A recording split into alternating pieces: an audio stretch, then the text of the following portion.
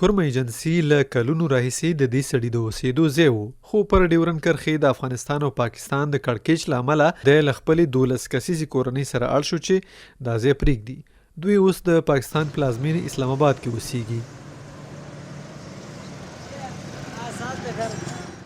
ڈسٹرکٹ کرم کا پورا جو ایریا ہے وہ بارڈر پر محیط ہے افغانستان کے ساتھ. ټوله کرمه ایجنسۍ افغانستان سره پر پوله پرته ده. له دې امله دا ډیره حساسه سیمه ده. پر دغه سرحد ډزو ماشومان، کورنۍ او ډیر خلک اغیزمن کړي. د دواړو خواو د پولیساتو ځواکونو له لوري د وسلو ډیرې کارونې د کورنیو د جبري بې ځای کېدنې لامل شوي. کله چې په سیمه کې دا شان درنې وسلې کارول کیږي، هلته میشتې کورنۍ د ناامنۍ احساس کوي. په ځانګړي ډول دا په نظر کې نیول چې ټوله ولسوالۍ د پولې په اوږدو کې پرته ده. سارے جتنی بھی فیملیز ہے وہ کوئی بھی وہاں پہ سیکیور فیل نہیں کر رہا جو ریسنٹ سچویشن ہے.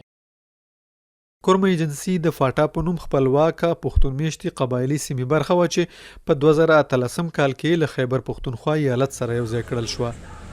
د دغه ادغام مقصد د سیمې امنیت او پرمختګ یاد شوی، خو د پاکستاني طالبانو د تحریک په ګډون دغلته د وسلوالو فعالیتونو د دې سیمې امنیت لا پسې خراب کړی.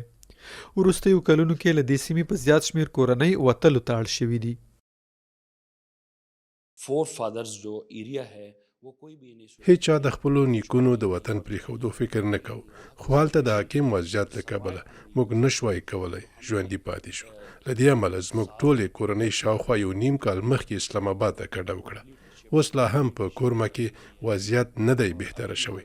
له 2002 کال راهیسې د ترهګرۍ پر ضد دوامدارې جګړې، ډلبازۍ او له پولې پورې ډزې شته او ان هلته لومړنۍ اسانتیاوې هم کمې دي. د بیلګې په توګه موږ په ټوله ورځ کې ان له 1 ساعت زیاته برېښنا هم نه لرله.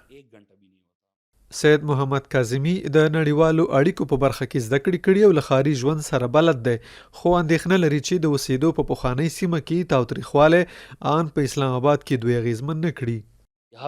زه غواړم تاسو ته وایم هغه کسان چې له هغه ځایه کډوال شوي ورته وضعیت دلته هم خوندي نه دی.